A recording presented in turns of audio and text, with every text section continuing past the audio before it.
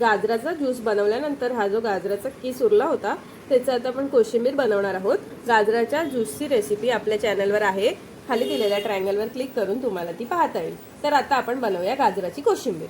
त्यासाठी गाजराचा किस, बारीक चिरलेला कांदा,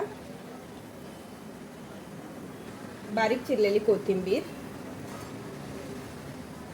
आणि 2 चमचे दही, चवीप्रमाणे मीठ मिक्स करून घेते। मिक्स करून झालंय। तेल, राई, जिरं, कढीपत्ता, हिरवी मिरची, खमंग अशी फोडणी मिक्स करून घेते।